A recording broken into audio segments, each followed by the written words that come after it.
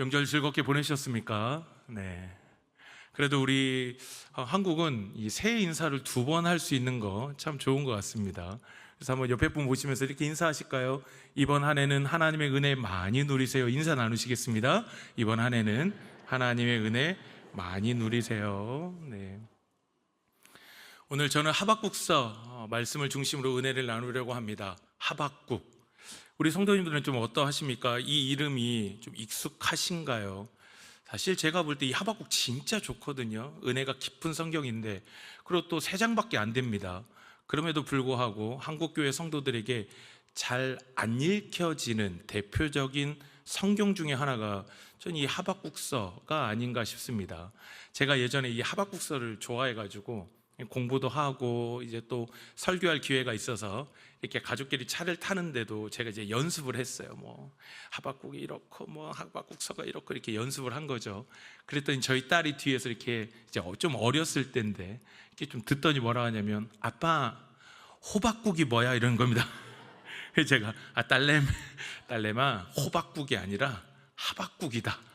제가 이렇게 얘기를 했는데, 이 하박국이라는 이름이 그렇게 막 익숙하지 않은 분들이 좀 계실 것 같습니다. 소망하기는 제가 이제 오늘 이렇게 설교를 하잖아요. 이건 저의 은혜입니다. 다시 한번, 설교자가 여기서 이 설교하는 건 저의 묵상이고 저의 은혜입니다. 그래서 꼭 집에 가셔서 세 장밖에 안 되니까요, 함께 이렇게 찬찬히 읽어보시면서 하박국서를 통해서 우리 성도님들이 나의 하나님을 또 경험하게 되어지는 그 하박국서에 담긴 하나님의 은혜를 혼자 묵상하시면서 주의 은혜를 누리시는 그런 시간이 있으셨으면 좋겠습니다. 오늘 하박국서 제가 마지막 장 3장인데요 우리 3장 1절을 우리 같이 한번 읽어보시겠습니까? 3장 1절은 하박국의 기도로 시작하는데, 우리 시작하면 읽겠습니다. 시작. 시기 오롯에 맞춘 선지자 하박국의 기도다 라고 그렇게 말하고 있습니다. 시기 오롯에 맞춘 선지자 하박국의 기도다. 그러니까 이 구약학자들이 여기서 나오는 시기 오롯이 뭐냐라고 했을 때 학자들이 말하기를 아마 고대 시대에 쓰여졌던, 우리 노래를 부르면서 쓰여졌던 뭐 악기 이름이나 리듬이나 박자일 거다라고 그렇게 구약학자들이 추측을 합니다. 그래서 오늘 본문 3절, 9절, 13절을 보시면 찬양할 때만 쓰여지는 단어인 셀라가 쓰이는 것을 우리가 볼 수가 있습니다. 그러니까 지금 하박국 선지자가 시기 오롯이라는 이 악기든 리듬이든 박자에 맞추어서 찬양하면서 하나님 앞에 기도하고 있더라라는 것입니다. 그러면 하박국 선지자가 무엇을 가지고 어떤 내용으로 하나님을 찬양하고 기도하고 있느냐, 그 내용이 2절에 나오고 있습니다. 우리 2절도 함께 읽어보면 좋겠습니다. 시작. 여호와여, 내가 주께 대한 소문을 듣고 놀랐나이다. 여호와여, 주는 주의 일을 이 수년 내에 부응하게 하옵소서. 이 수년 내에 나타내시옵소서. 진노 중에라도 긍휼을 잊지 마옵소서. 지금 하박국 선지자가 찬양하면서 기도하는 내용이 무엇이냐면, 하나님, 여호와 하나님이여, 이 수년 내에 부흥케 하옵소서, 주의 일을 나타내시옵소서라고 그렇게 하박국이 찬양하고 기도하더라라는 것입니다. 이 우리 부흥이라는 단어가 있지 않습니까? 부자는 한자로 다시 부, 일으킬 흥입니다. 그러니까 하나님께서 하나님의 일을 다시 일으켜 주옵소서, 이것이 바로 부흥이라는 단어가 갖고 있는 의미입니다. 지금 하박국 선지자가 하나님을 향하여 노래하고 찬양하고 기도하고 있는 거예요. 하나님, 내 삶에, 우리 가정에, 우리 자녀들에게, 또 이 나라 이 민족에 하나님 부흥의 역사를, 하나님의 역사를 다시 이루어 주옵소서라고 그렇게 기도하며 찬양하더라라는 것입니다. 거기에 이 수년 내라고 표현하죠. 이 수년 내라는 뜻은 나의 삶 속에, 내가 살아있는 동안에, 내 생애 동안에 주여 주의 부흥의 역사를 다시 이루어 주옵소서라고 하박국이 찬양하며 기도하고 있습니다. 이 하박국의 모습이 떠오르십니까? 이게 하박국의 은혜가 느껴지시나요? 우리도 그럴 때 있지 않으십니까? 막 예배를 드리다가 찬양으로 은혜가 있고 말씀으로 은혜가 있으면 이 은혜로 말미암아 우리가 찬양이 흘러나옵니다. 누가 찬양을 한 것도 아니에요. 찬양해 라고 한 것도 아닌데 은혜가 있으면 찬양이 흘러나옵니다. 그리고 성령 하나님이 우리 생각을 주관하세요. 은혜가 충만하면 성령 하나님이 우리를 주관하셔서 하나님 앞에 기도하게 합니다. 그냥 이 현실 바라보며 낭망하고 좌절하고 그런 마음이 아니라 하나님이 하실 일들을 기대하며 찬양하고 기도하게 하시는 것. 그러니까 지금 이 하박국 선지자가 은혜로 충만한 거예요. 은혜로 충만해서 우리 하나님이여 부흥케 하옵소서, 주의 일을 나타내시옵소서 라고 찬양하며 기도하더라라는 것입니다. 흥미로운 건 지금 3장이 이렇잖아요. 지금 3장의 하박국이 이렇게 기도하고 찬양하고 있잖아요. 근데 1장의 하박국은 완전히 다른 것입니다. 3장의 하박국은 은혜로 충만한데 1장은 안 그런 거예요. 3장만 보면 1장부터 은혜가 엄청나구나, 야, 이 어마어마한 은혜가 있었나 보다 싶은데 1장은 우리의 생각과는 전혀 다른 분위기를 볼 수가 있습니다. 우리 함께 1장 1절부터 4절까지의 말씀을 함께 읽어보겠습니다. 시작. 선지자 하박국이 여호와여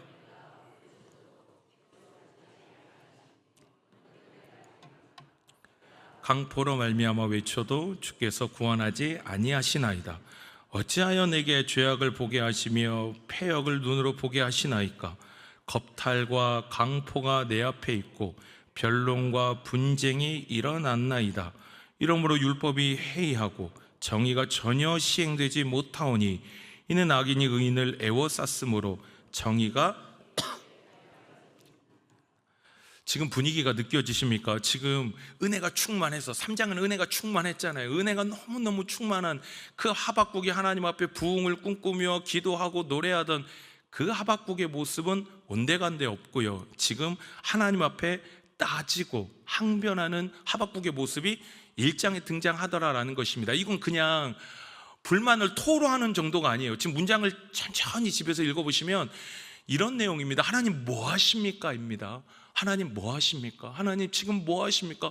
하나님 왜 침묵하고 계십니까? 세상에 죄악이 가득하고 정의와 공의는 사라져 버렸는데 내가 기도해도 듣지도 않으시고 여호와는 왜 아무것도 안 하시고 행하시는 것이 없이 그냥 침묵만 하고 계십니까? 라고 그렇게 하박국이 하나님을 향하여 항변하며 자신의 이 마음을 쏟아내고 있다라는 것입니다. 왜 하박국이 이렇게 하나님 앞에 격렬하게 항변하며 그렇게 가고 있는 걸까요? 시대가 그랬습니다. 하박국의 시대가 정말로 소망이 없던 시대였다라는 거죠. 이 하박국이 사역했을 때가 아마도 요시야 왕 때부터 여호야김 때까지인 것 같습니다. 요시야 왕, 남유다의 마지막 선왕이죠. 이 요시야 왕 때부터 여호야김 때까지인데 이때가 참 혼란스러운 시대였습니다. 그때까지 고대 근동을 누가 부여잡고 있었냐면 아수르라는 대제국이 패권을 잡고 있었죠. 근데 신바벨론이 등장하면서 이 아수르를 격퇴하고 이제 신바벨론의 시대로 변해지는 그 격동기였습니다. 그리고 국내는 정치적으로는 부패했어요. 그리고 사회의 정의와 공의는 어디에서도 찾아볼 수 없는 겁탈과 강포만이 가득했던 세상, 그게 하박국 시대였다라는 겁니다. 그리고 그 중에 특별히 여호야김이라는 이 왕이 참 악한 왕이었습니다. 정말 악한 왕이었는데 하나님의 선지자 우리야를 막 죽이기도 하고요. 그리고 예레미야가 하나님께 말씀을 받았어요. 말씀을 받아가지고 왕이여 이것이 하나님의 말씀입니다 라고 왕에게 줍니다. 그랬더니 엘리야김 왕이 한 것이 그 두루마리를 불에 태워버리는, 정말 하나님 앞에 이런 악한 왕이 없는 겁니다. 우상 숭배까지 자행하는 악한 왕 중에 악한 왕이 여호야김 왕이었다는 거죠. 답답한 게 뭐예요? 하나님이 뭘 하셔야 되잖아요. 시대가 이렇게 됐으면, 이렇게 악이 관영하고 정의와 공의가 사라져 버렸으면 우리 하나님이 나타나셔서 하나님이 그 악을 제거하시면 얼마나 좋겠습니까? 한 번씩 그런 생각합니다. 하나님, 상상을 해보는 거예요. 여호야김이 그렇게 악한 행동을 하면 하나님이 딱 나타나셔서, 꿈에서라도 나타나셔서 일로 와봐, 너 정신 바짝 차려라, 너 왕이라고 그렇게 교만해서 살겠냐, 큰일 난다, 내가 너 가만 안 둔다, 이렇게 꾸짖으셔서 하나님의 어떤 역사를 이루시면 좋을 것 같은데 하나님께서 아무런 역사도 이루시지 않는 겁니다. 그냥 침묵만 하고 계시던 것, 결국에 아무 소망이 보이지 않던 시대, 그게 하박국이 살아가던 시대였다라는 것입니다. 한마디로 하박국의 시대가 어떤 시대였느냐, 하나님의 부재가 경험되는, 하나님의 침묵만이 가득했던 세상, 그것이 하박국이 살아가던 시대였습니다. 이 시대를 살아가니 괴로운 거예요. 너무 힘이 드는 거예요. 괴롭고 그 안에 고통스러워하며 이 시대를 바라보며 주님 앞에 항변했던 선지자, 그게 하박국 선지자입니다. 그래서 하박국서를 이렇게 보시면 내용 구성이 이렇게 되어 있습니다. 지금 이 세상이 지금 이해가 안 되잖아요. 그러니까 하박국이 질문을 해요. 1장에 보시면 하박국이 하나님 앞에 하나님 뭐 하십니까? 라고 하나님 앞에 질문하고, 하박국이 질문했더니 하나님이 대답하십니다. 그러면 하나님이 대답했잖아요. 이 정도 했으면 넘어가야 되잖아요. 하박국 선지자도 어마어마한 선지자입니다. 하나님이 대답을 했는데 만족이 안 되는 거예요. 그러니까 하박국이 다시 질문합니다. 그리고 나서 하나님이 다시 대답하는, 하박국이 2번 질문하고 하나님이 2번 대답하시는 내용으로 구성된 게 하박국 1장과 2장입니다. 그리고 나서 다음이 바로 오늘 우리가 읽었던 3장 본문이 되는 거죠. 그러면 이거 진짜 궁금하시지 않으십니까? 1장과 2장은 은혜의 분위기가 아닌 거예요. 이때는 하나님 앞에 항변하죠. 뭐 하시냐고, 하나님 대체 왜 침묵만 하고 계시냐고, 그렇게 항변하던 하박국 선지자가 3장이 되어서는 그 하나님의 은혜로 충만해서 기도하며 찬양하더라라는 것입니다. 대체 어떤 은혜가 있었길래, 어떤 은혜가 있었길래 그렇게 격하게 하나님께 항변하던 하박국 선지자가 하나님을 향하여 이제 오히려 기도하고 노래하는 삶으로 변화되었냐라는 것입니다. 대체 어떤 은혜가 있었길래 하나님이 행하신 게 아무것도 안 보여요.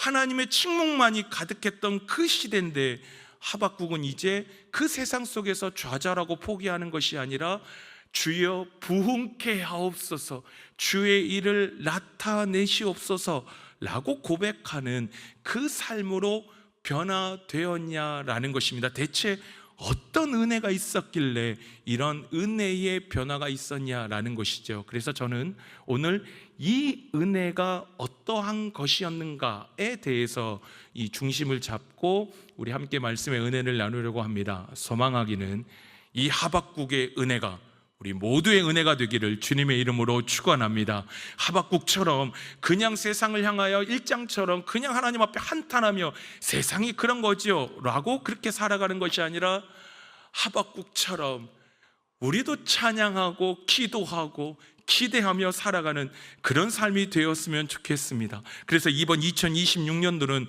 하박국처럼 하나님이여 내 삶에, 우리 자녀의, 우리 가정에, 한국교회에 하나님의 부흥을 다시 일으켜 주옵소서 라고 그렇게 하나님 앞에 찬양하며 기도함으로 말미암아 우리 하나님이 이루시는 그 부흥의 역사를 충만히 경험하며 살아가는 부흥의 한 해가 되기를 주님의 이름으로 축원합니다. 그러면 이제 그 은혜가 무엇인지 우리 말씀을 통해서 함께 살펴보겠습니다. 먼저 오늘 본문 2절 말씀인데요, 저는 이런 거 보면 막 줄 쳐놓고 싶어요. 줄도 치시고 별표도 하시고 감동되시면 외우십시오. 말씀을 읽으면서 감동되는 거 있지 않습니까? 외우시면 그 말씀이 나를 살립니다. 저는 2절 말씀이 정말 딱 그런 말씀인 것 같아요. 우리 2절을 그런 마음을 가지고 우리 2절을 같이 한번 다시 읽어보실까요? 시작. 여호와여 내가 주께 대한 소문을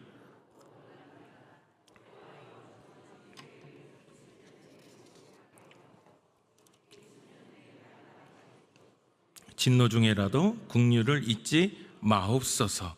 지금 하박국 선지자 1장에서 2장에서 살펴본 것처럼 그 항변하던 하박국 선지자를 변화시킨 건 주께 대한 소식입니다. 우리 2절 전반부에 보시면 내가 주께 대한 소문을 듣고 놀랐습니다 라고 하고 그 말씀을 기점으로 해서 이제 부흥을 기대하고 노래하는 내용으로 변화된다라는 것이죠. 그러면 주께 대한 소문, 이건 거예요. 이게 지금 하박국의 삶을 변화시킨 겁니다. 그러면 주께 대한 소문이 뭐냐라는 것이죠.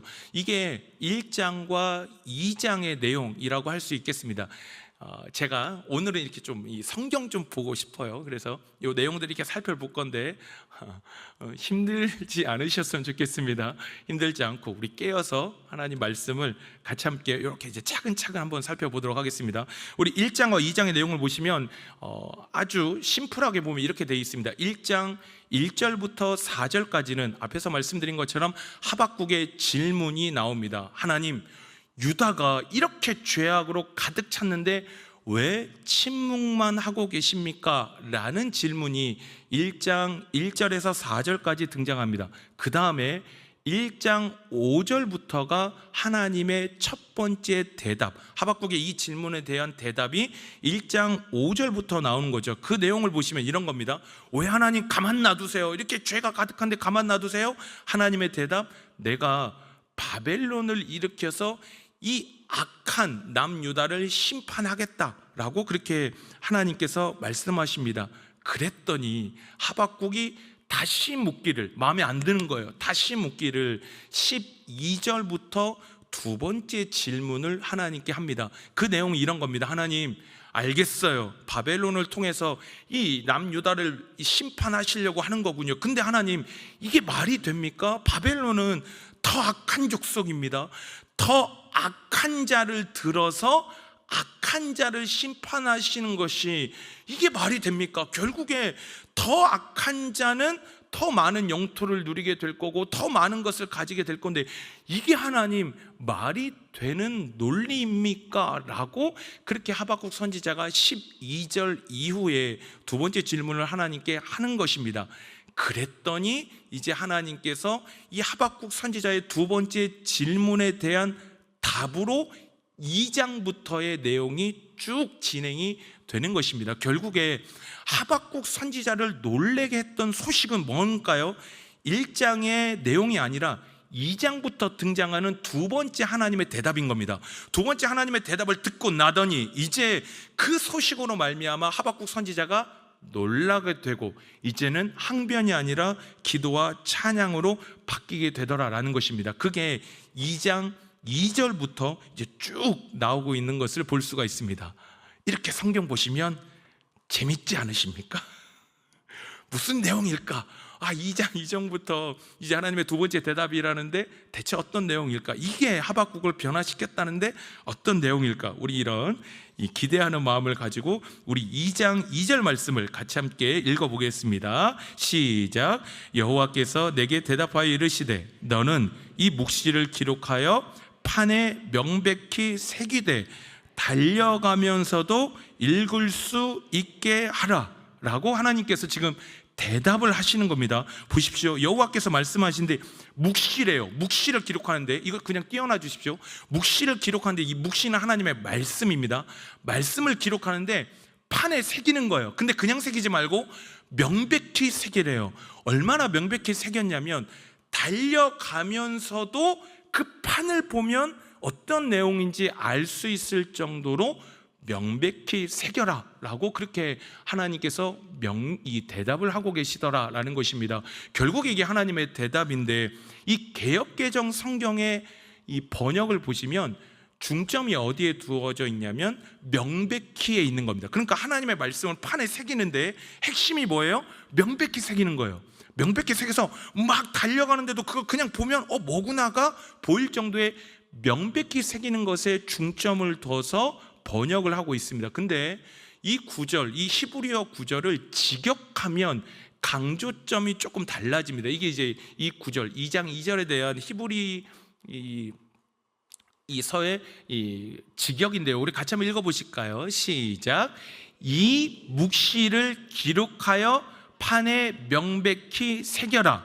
그래서 그것을 읽는 자가 달리도록 해라. 이게 지금 개역개정과의 이 차이점이 보이십니까? 개역개정은 명백히 새기는 거에 초점을 뒀다라고 한다면, 이걸 직역하면 저는 중점이 좀 달라진다라고 생각합니다. 명백히 새기는데 중요한 건 명백히 새기는 게 중요한 게 아니라 그것을 읽는 자가 달리도록 해라 라고 그렇게 말씀하신 거예요. 결국에 어떤 내용일까요? 하나님의 말씀을 새긴 거예요. 근데 이 새겨진 말씀을 읽었더니 달려가더라라는 것입니다. 그 말씀을 읽고 그 말씀을 깨닫고 그 말씀이 이제 나의 말씀이 되게 되어지니 그 판에 새긴 말씀으로 말미암아 그저 그 현장 가운데, 그 세상 가운데 살아가던 그 사람이 주저하는 삶이 아니라 달려가는 삶이 되게 하더라라는 것입니다. 그 하나님의 말씀이 세상의 어려운 가운데 있는 그 사람으로 하여금 앞으로 달려가게 만들더라. 이것이 이 히브리어를 직역했을 때의 의미, 강조점이다라는 것입니다. 저는 문맥적으로 보자면 이 히브리어를 직역하는 것이 좀 더 자연스럽지 않나 싶습니다. 하나님의 말씀이 새겨졌고요, 그것을 내가 이제 그 말씀 때문에 달려가는 거예요. 그러면 우리에게 있어서 중요한 건 무슨 말씀인 건데, 대체 어떤 말씀을 새겨 놓으신 거길래 달려가게 하냐, 이게 우리한테는 핵심일 겁니다. 그 내용이 이제 등장하는데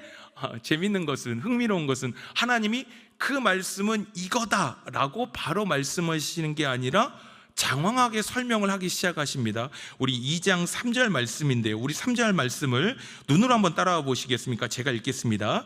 이 묵시는, 말씀은 정한 때가 있나니 그 종말이 속히 이르겠고 결코 거짓되지 아니하리라. 비록 더딜지라도 기다리라. 지체되지 않고 반드시 응하리라. 하나님께서 그러니까 어떤 말씀인지를 바로 말씀하시지 않고요, 하나의 설명을 이제 추가하시는데 내가 할 거다, 내가 지금 이 판에 새긴 이 말씀을 내가 시행할 거다. 그러니까 너희가 눈으로 볼 때 이거 왜 시행되지 않지? 하나님의 말씀이 왜 이루어지지 않지?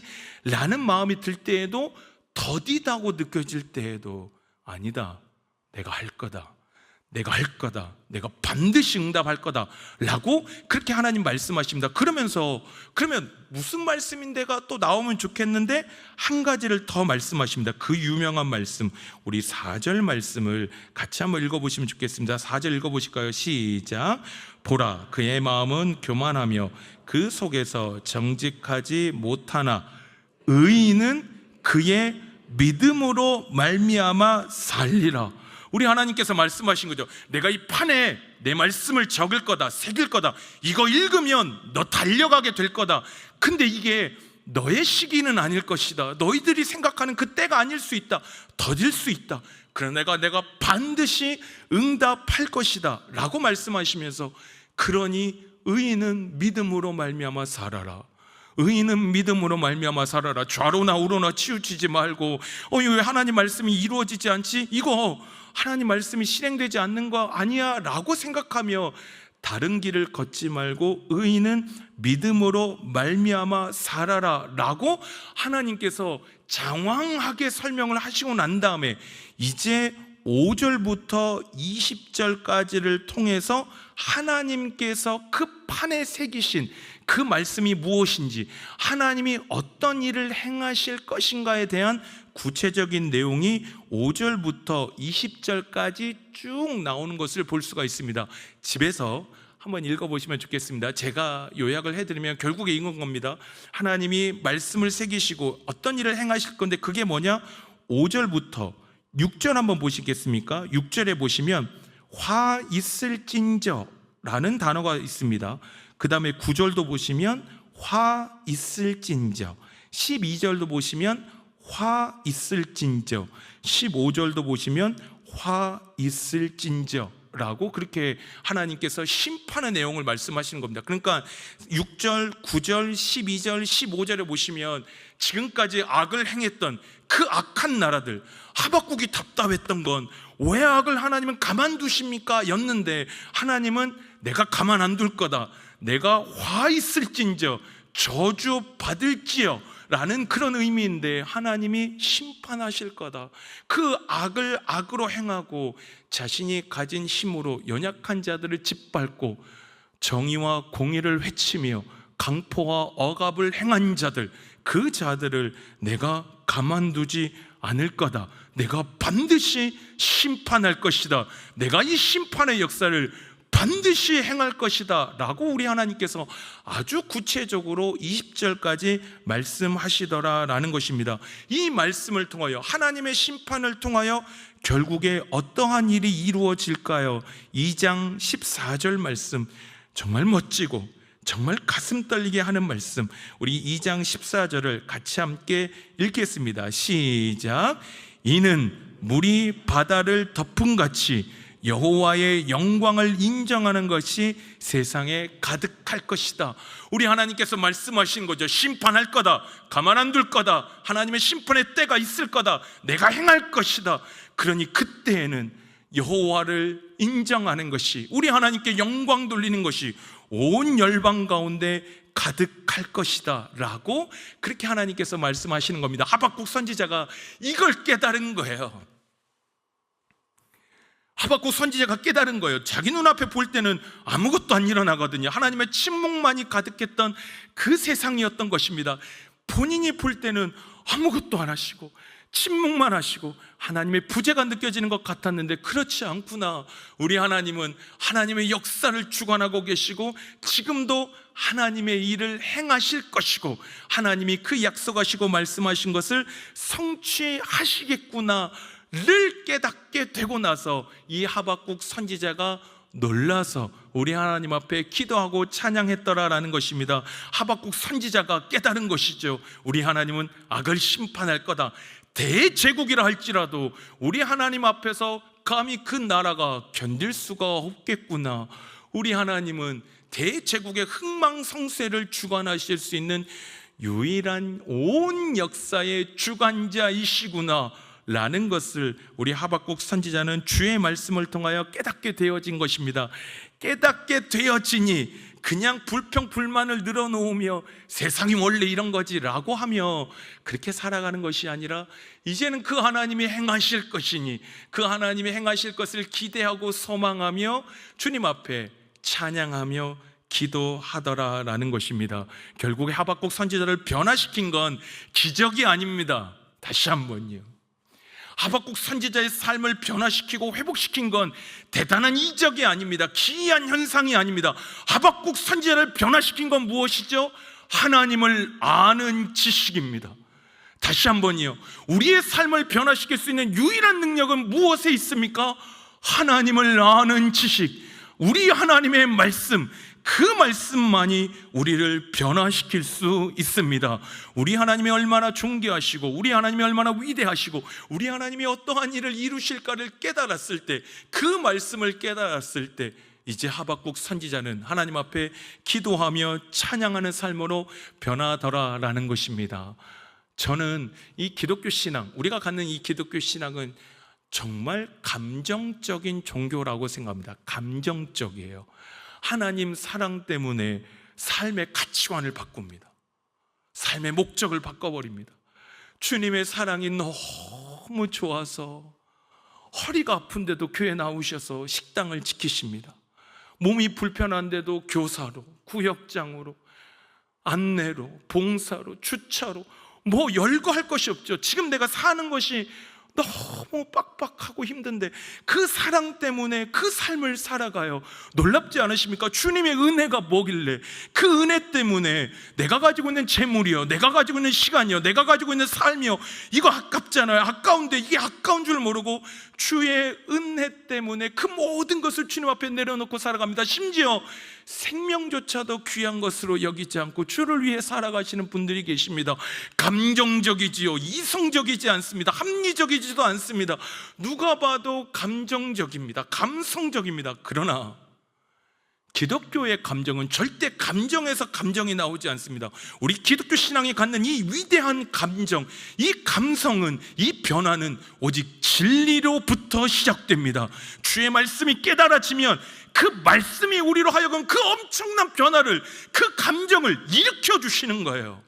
감정이 감정을 만들어내는 것이 아닙니다. 한번 해봐야지, 내가 하나님 앞에 해봐야지가 아니라 하나님의 말씀이 깨달아지면 그 말씀이 우리로 하여금 그 협착한 길을 걷게 합니다. 그 말도 안 되는, 이성적이지도 않고 합리적이지도 않고 남들이 보면 이해되어지지 않는 그 길을, 그 진리가 우리로 하여금 걷게 하더라라는 것입니다. 진리를 통하여, 오직 말씀을 통하여 우리는 변화됩니다. 하나님을 아는 지식, 하나님의 말씀을 아는 것, 그것이 우리 기독교 신앙의 본질이자 핵심이다라는 것입니다. 저는 이 고등학교 3학년 때 갑자기 신학을 좀 하게 되었습니다. 원래 신학할 생각이 전혀 없었고요. 고등학교 때까지 오직 성공, 돈 많이 벌어서 우리 아버님이 기뻐하시는 그 연봉, 우리 아들이 막 이런 거 있지 않습니까?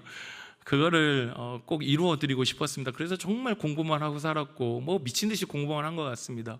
그러다가 주님의 사랑을 알게 되었고요. 좀 저로 하여금 좀 급격하게 하나님의 은혜를 체험하고 고3 때 갑자기 신학을 결정하고 이 길을 걷게 되었습니다. 그러다 보니까 저한테는 이 신앙의 감정이 굉장히 중요한 거예요. 그때 제가 참 부러워했던 게, 방언하는 분들이 참 부러운 겁니다. 참 멋지잖아요. 그때 이제 그런 생각, 멋있잖아요. 남들은 하나님 감사합니다 막 이렇게 하잖아요.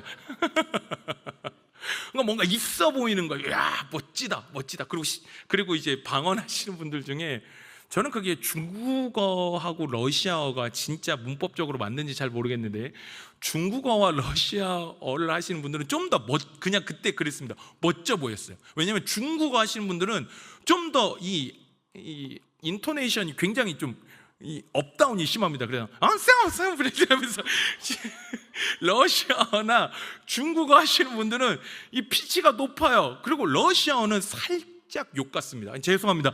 러시아에 대해서 제가 절대 그런 의도가 아니라, 그냥 우리나라 국어로 기준으로 보면 러시아어는 조금 더 이렇게 듣기가 좀 야, 이게 맞나 싶은 생각이 들 때가 한 번씩 있습니다.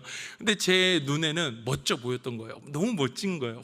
멋있다. 그리고 그분들은, 저는 개인적으로 방언은 공적인 기도에서는 안 하는 것이 공동체에 유익하다고 생각합니다. 이건 저의 개인적인 성경 해석인데, 저는 유익한 건 그냥 혼자 있을 때 하시는 거라 생각하는데, 그분들은 꼭 같이 있을 때 소리를 높여요. 그러니까 제가 첫 번째 소망이 방언 받고 싶은 거예요. 그래서 제가 기도원을 참 좋아했는데, 기도원 뭐 유명하다는 기도원은 다 다녀본 것 같습니다. 나름대로 다니면서 이제 방언을 받고 싶은 거예요. 그래서 한 번은 기도하는데 방언을 안 주시는 거예요. 달라고 해도 안 주시는 거예요. 그래서 제가 한 번은 이렇게 기도한 게 기억나요. 내가 지금 나쁜 거 달라고 기도하냐고. 하나님, 제가 지금 나쁜 거 달라 기도합니까? 저도 막 저렇게 오래 기도하고 싶고 참 멋지게 기도하고 싶은데 왜 그걸 안 주십니까? 하고 하루는 제가 작정하고 이 배낭을 가지고요, 기도 이제 우리 집회하잖아요. 그때는 뭐 참 뭐 아시지 않습니까? 성령 받아라 메들리, 그럼 이제 설교하다가도 막 메들리로 참 막 성령 받아라 막 그거 막 부르다가 이제 2시간 3시간 막 4시간 집회하고 다 가시잖아요.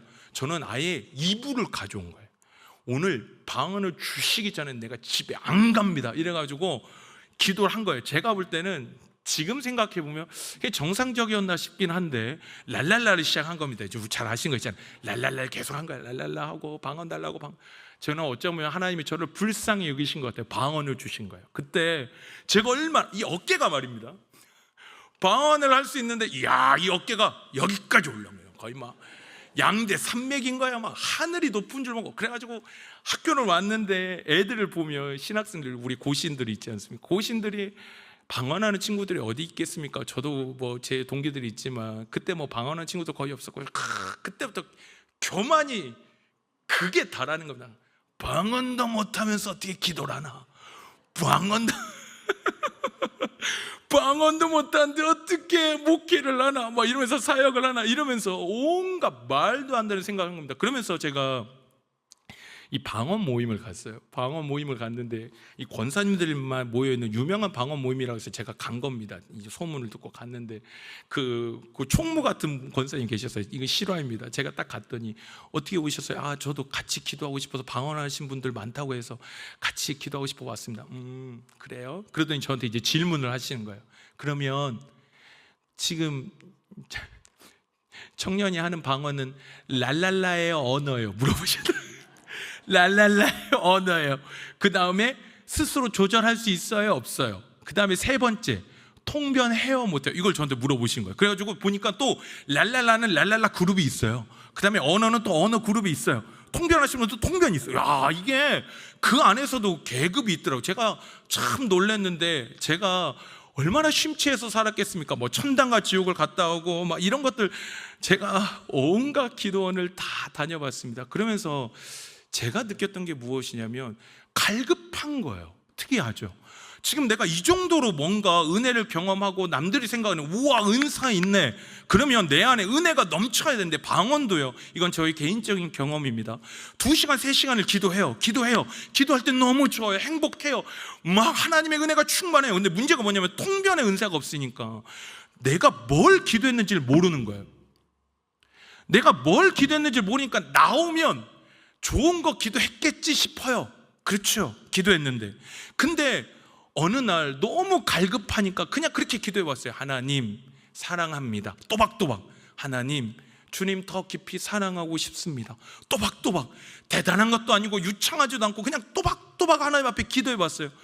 제 안에 기쁨이 얼마나 샘솟는지. 제가 와서 그때까지 공부를 잘 안 했던 것 같습니다. 제가 무시하고, 신의 은사가 중요하지, 능력이 필요하지. 제가 온통 그 생각에 사로잡혀 있으니 말씀을 공부할 필요가 없잖아요. 내가 방언하는데 이거 그냥 하면 되지 라고 생각하며 말씀의 은혜를 등한시했던, 근데 그때부터 공부하기 시작한 거예요. 말씀의 은혜를 공부하는데 그 말씀이 얼마나 달고 오묘한지요. 그 말씀이 깨달아지니 내가 방언 몇 시간 하는 것보다 그 하나님 말씀을 진중하게 읽고 공부하고 그 말씀이 내 가슴에 박혀서 그 말씀이 나의 삶을 인도해 가는데, 방언 몇 시간 하는 것보다 그 짧은 시간이지만 진중하게 하나님의 말씀을 읽는 그 은혜가 저를 살리더라라는 것입니다. 방언을 비하하고자 하는 것이 아닙니다. 방언 하나님의 은혜고 귀한 선물입니다. 그러나 우리가 추구해야 하는 신앙은 절대 감성적이고 은사만 추구하는 신앙이 아닙니다. 우리를 변화시키는 건 오직 뭐밖에 없습니까? 주의 말씀밖에 없습니다. 그래서 호세아 4장 6절은 이렇게 말씀합니다. 우리 같이 한번 읽어보시겠습니까? 시작. 내 백성이 지식이 없으므로 망하는도다. 내가 지식을 버렸으니 나도 너를 버려 내 제사장이 되지 못하게 할 것이요, 내가 내 하나님의 율법을 잊었으니 나도 내 자녀들을 잊어버리리라. 호세아가 말씀하고 있죠. 왜 망했습니까? 영토가 좁아서 그렇습니까? 국력이 약해서입니까? 군사력이 약해서 망했습니까?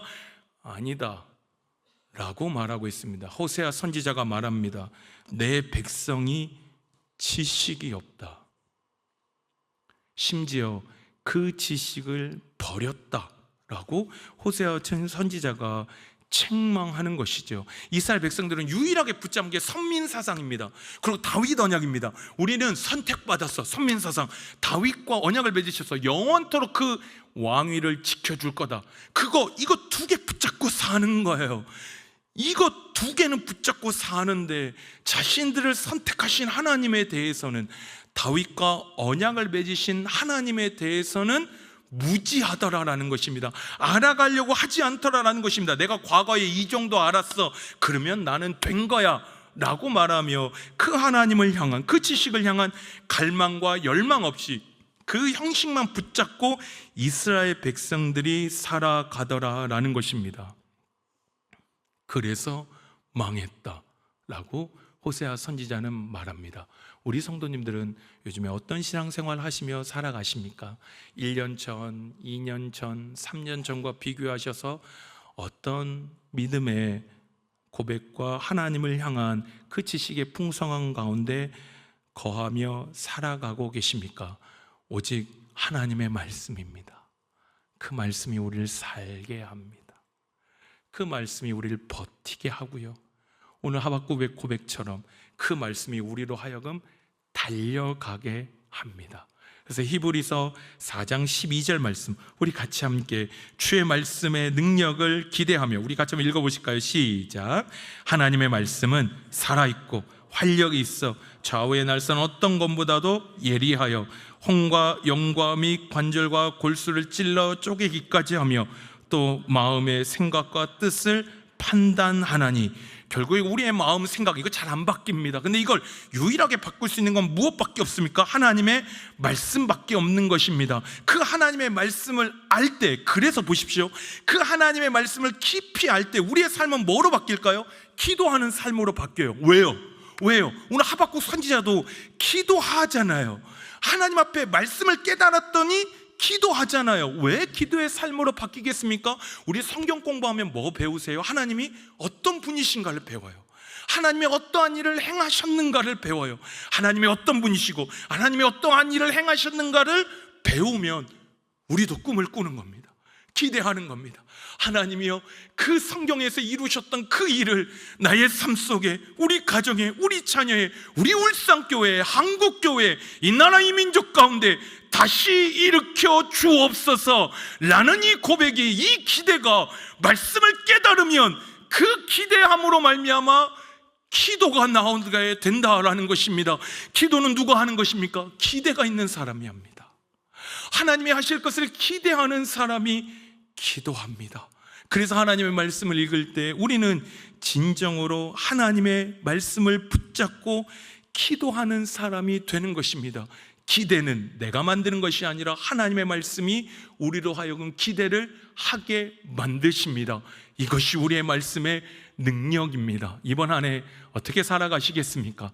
내 지혜와 내 지식과 내 능력으로 살아가신 한 해가 아니라 주의 말씀 붙잡고 말씀으로 말미암아 기대하고 기도하며 살아가시는 우리 모든 성도님들의 믿음의 삶이 되시기를 주님의 이름으로 축원합니다. 이제 말씀을 정리하려고 합니다. 제가 한 번씩 유튜브 보면 대단한 강사들이래요. 유튜브 강의 보면 교만이 하늘을 찌릅니다. 자기가 어느 정도 성경 좀 알았다고, 나는 성경 이 정도 안다고, 마치 하나님에 대해서 모든 것을 아는 것 같은 그런 교만을 떠는 강사들이 있습니다. 말도 안 되죠.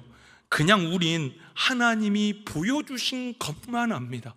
어쩌면 코끼리의 발톱도 안 될지 모르겠습니다. 우리 무한하신 하나님의 그 조금 안다고 교만하니, 내가 다 안다, 하나님에 대해서 마치 다 아는 것처럼, 그런 교만 중에 교만이 어디에 있겠습니까? 근데 저를 돌아보니 저도 그런 거예요. 내가 하나님의 말씀을 지금 갈급해하며 그렇게 더 주님을 알아가려고 겸손하게 살아가고 있는가? 우리 예레미야 3장 22절 23절입니다. 우리 같이 한번 읽어보시겠습니까? 시작. 여호와의 인자와 국률이 무궁하심으로 우리가 진멸되지 아니함이니이다. 이것들이 아침마다 새로우니 주의 성실하심이 크도소이다. 예레미야 선지자가 고백해요.